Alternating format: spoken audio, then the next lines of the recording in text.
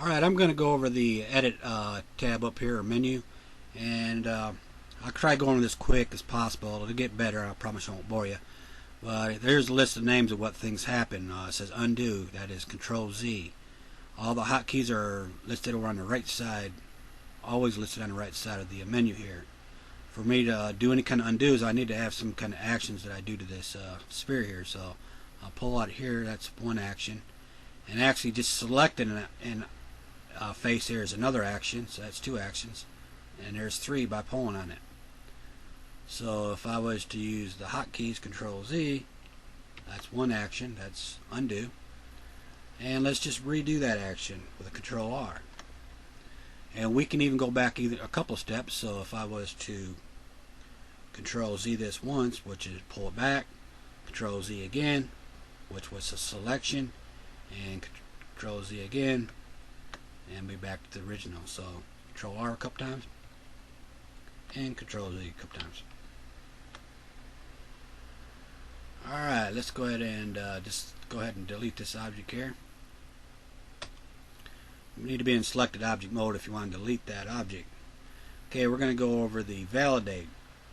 There's a couple options you can validate this with, so we're just going to start off with the line tool here. I'm going to select this line tool, and I'm going to select here, here, and here is my last click. I'm going to reach for this validate button over here. You can see the line still trying to pull towards there. That's fine. This is my last click, so that's where it's going to validate at. So there's where it validates. So I'm going to select this again. Select here, here, and here. And this is the return key, or you can just press up here. So I selected it from the menu. This time I'm going to use the return key or the enter key on the keyboard this time, and press enter, and that validates it. Then I'm going to go over another one which I use the most. It's called the double click. I'm going to select here, here, and my last one I'm going to double click. Double click executed the command, and that's validated. I don't have to reach for any kind of buttons or any hotkeys, so I like using that one. And here's another one you can use. You select here, here, and here, and if you select any kind of new item, it'll automatically validate.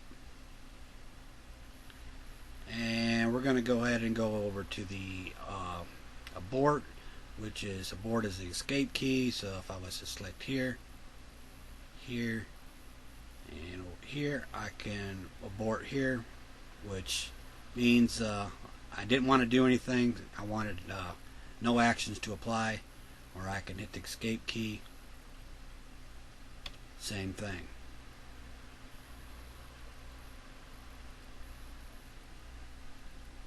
Alright, I paused the video and I got a sphere out here, and we're going to go under cut, copy, and paste.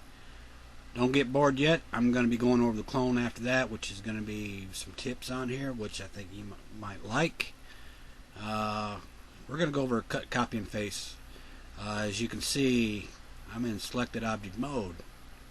If I was to press cut, it cut the whole object out, and if I choose paste, it pasted it back down. If I was to select just polygon here and choose cut, then you can see it cut out the hole here. Then edit paste, it pasted it back in the same position, but it still got the hole. Now if I didn't want a hole, I would select here, and I would choose just the word copy. I just want to copy the polygon, not to cut it. So I copy, and then I'll paste it. That way I didn't leave a hole in there. We can do this with edges. We'll just select here, and we'll loop the edges here, and we'll choose edit copy, and edit paste. As you can see, it selected the loop edges there.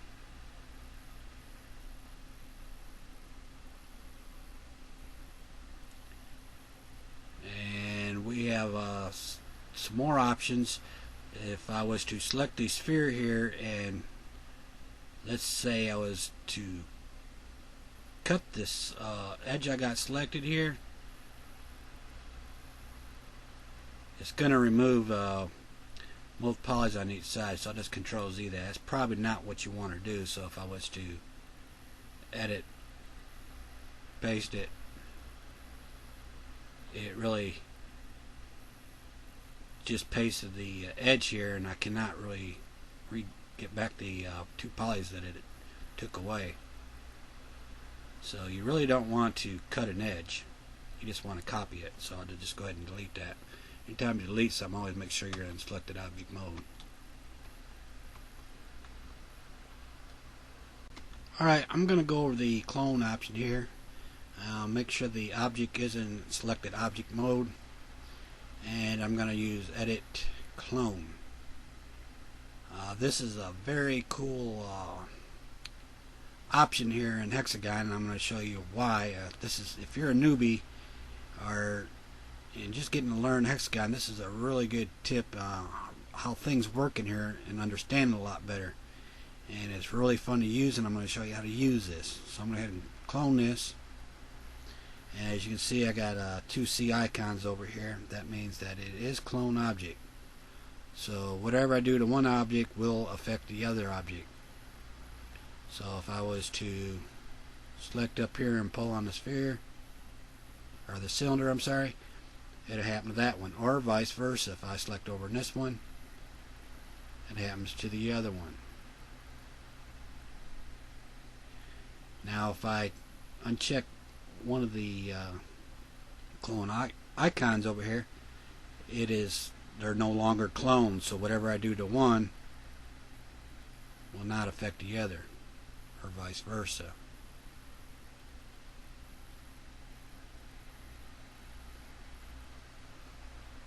So let's go ahead and delete these, and we're going to go ahead and load this cylinder up, and we're going to show you some good fundamentals. This is going to help you understand how things work.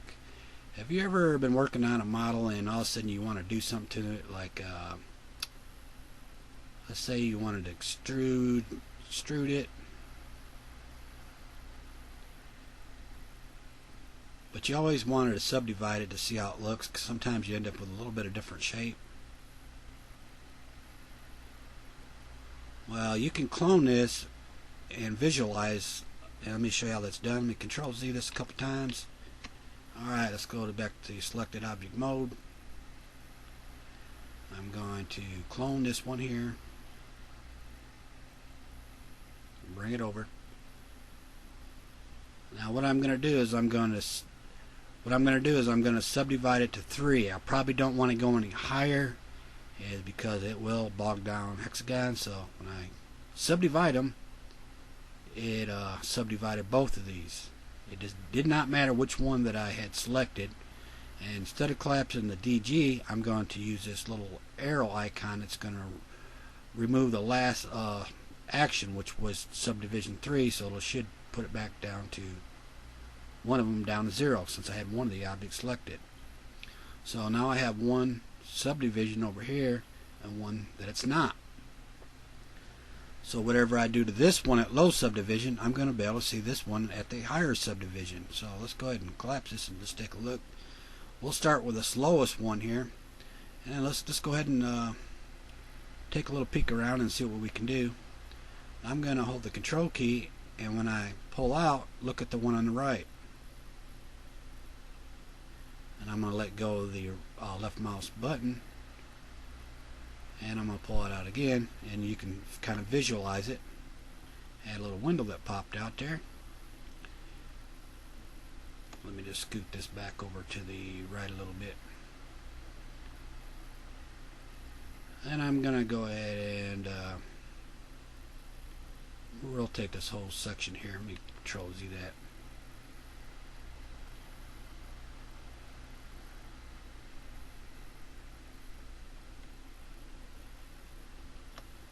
And I'll select over here.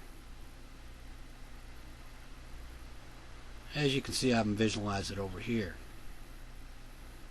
Let's just select this one over here, and we're going to go ahead and do this one with this side here.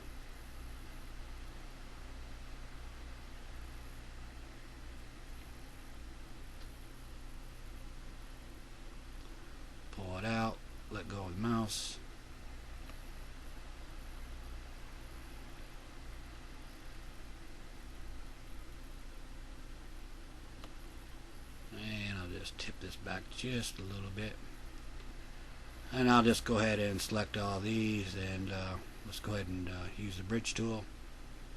As you can see, I'm kind of getting some kind of cool looking shape over here, so I'll just don't know what it is yet, so I'll select here and I'll just ring this, and we'll go ahead and select the connection tool here, and we'll go ahead and loop that. And like I said, you could, if you start moving things and adding things, you can see how stuff works. So if I was to, let's say, use the edge tool to move this whole edge down, you can see what happens. Or when you start adding stuff, you can see what happens. So let's go ahead and select the face here. Tap spacebar.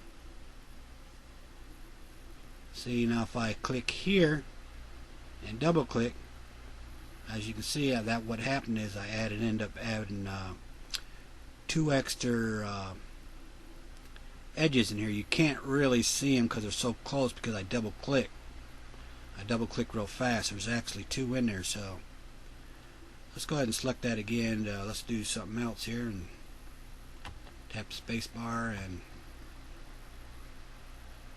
let's go out like this a little bit. Tap spacebar. I'm going to bring this down because I know when I get this down closer, I'll get a sharper edge. So I'll start here, then I'll come up here, then I'll just double click, because I actually end up got 2 lines here. Not sure what this thing is yet, but it's looking kind of cool. I'll go ahead and extrude this out a little bit. I'll stick one real close.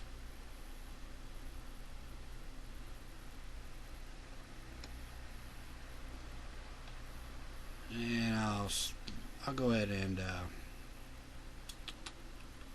select that side and that side, and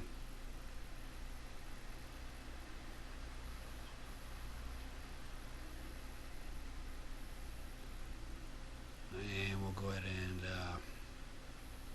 I'll go ahead and extrude that a little bit.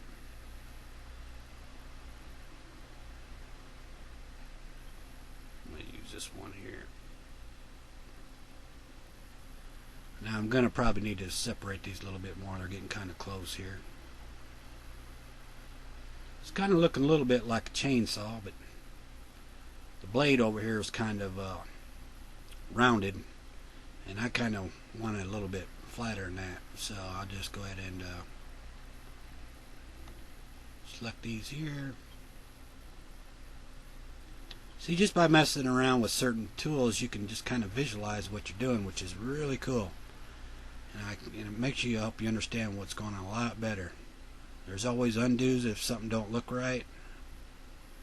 And see there, I made both the blades a little bit flatter on each side.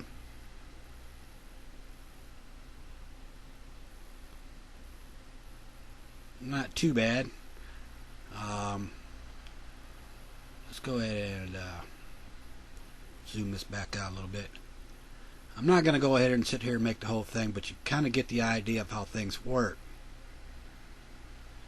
Now, like if I was to, for instance, say, add a slice somewhere on this one, you can see what it did to the other one. I'll add one here, and let's add one here. We'll go ahead and press the Enter key.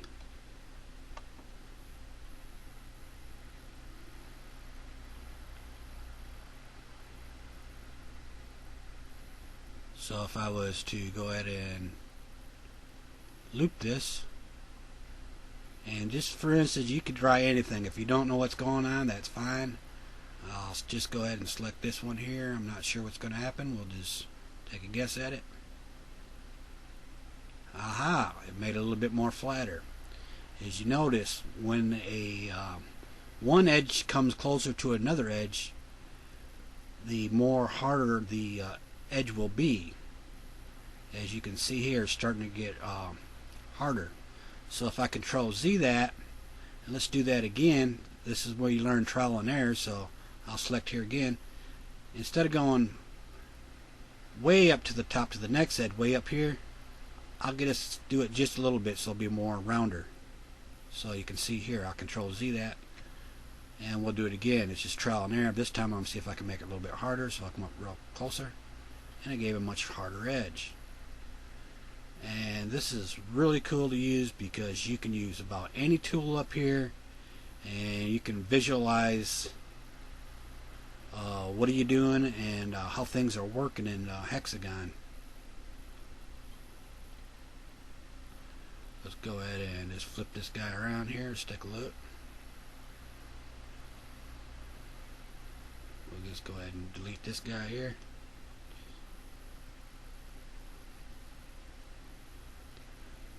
So we can, you know, like I said, you can visualize, see what's going on. I could probably turn this into a chainsaw, made a blade, finished it up, which is pretty cool. And the next step, we're going to go over into the delete, dissolve, and delete all. Of course, anything that's selected is going to delete.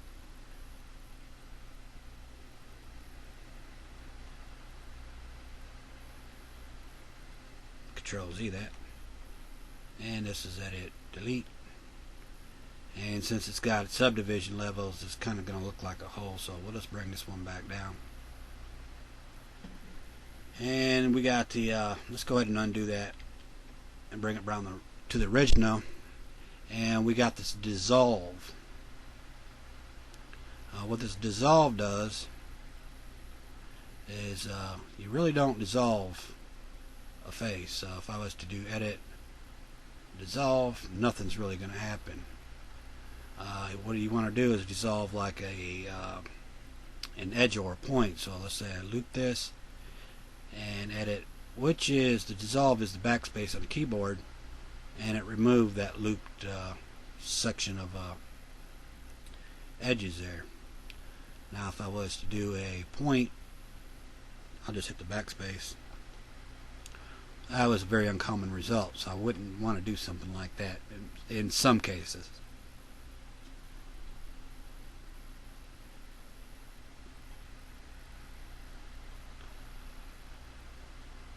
And we have delete all. Now if I was in selected object mode and press delete all, it even actually, you don't even have to be in full object mode for that to happen. I had paused the video here and loaded up a few more items here just to show you what the delete and delete all does. And again, well, the delete will actually delete anything that's selected, any item, faces or edge or points. So if I was to select delete, it deletes just that selected item. If I select delete all, it'll delete them, everything in the on the canvas here. So now I have no items. And we're going to go back over and go and dissolve and compare that to delete.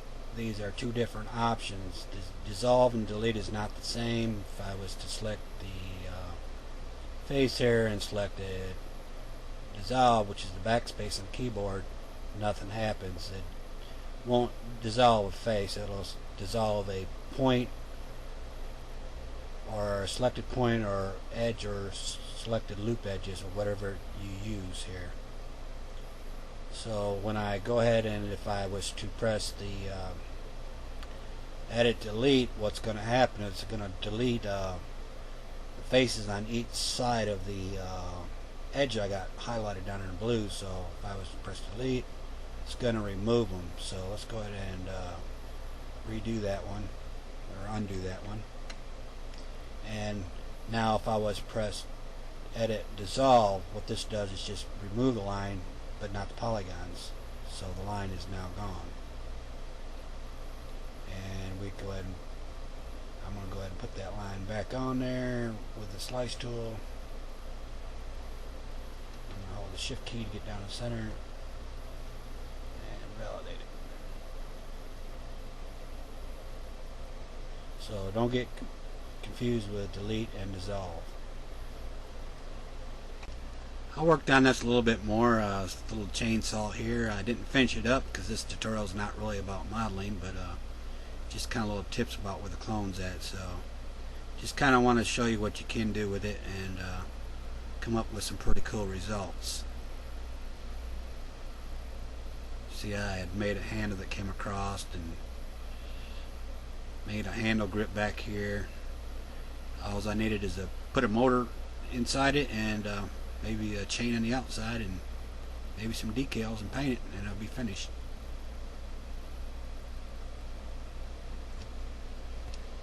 Alright, I'm going to be going over the preference editor.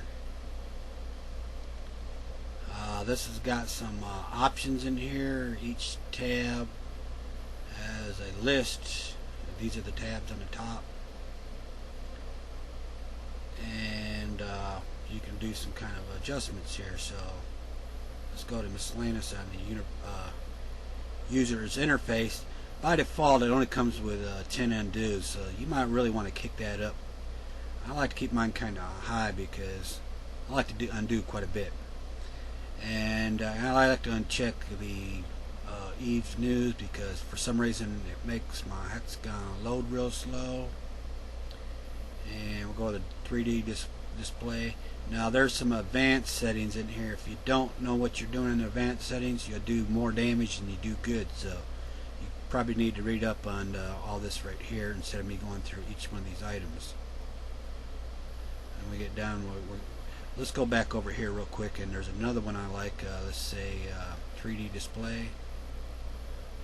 Let's go ahead and let me go ahead and validate this so I can show you real quick. And we'll just scoot this over here, and we'll just select this one here. You see this little pink boundary box here. So if I go to preference editor, and I think this is under the 3D display selection, uncheck the boundary box. Is when I do it, you'll see the boundary box is gone, and validate it. So a lot of times I really don't like working with a boundary box. And then we're going to go ahead and we're going to go into the shortcut editor here. If you look through each one of these tabs, you can see most of these are assigned with shortcuts. Here's one for the custom palette. So if I click here, it's highlighted, and let's say all you got to do is put your cursor over and click it, and just try putting in a hotkey that you would like for this. For instance, I'm just going to use the same one up here just to see what happens. I'm going to try just pressing the escape key on the keyboard, and it's going to tell me this one's already in use. So I'm going to cancel that one. I like to keep my shortcuts, let's say C for custom palette, so I like to just put in C, and then it took, so I'm going to validate that. And I want to go back over to the preference editor with you one more time. Anything that you have checked and you want to go back to the default, you can reset. This will reset them all, though. You can just click the letter here, and you can see that it put the check mark. This is back into default to reset to default.